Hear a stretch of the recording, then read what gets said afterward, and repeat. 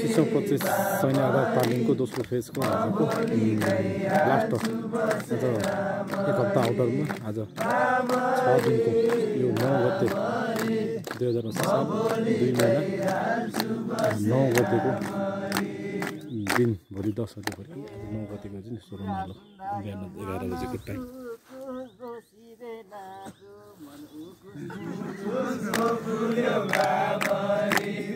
Bye.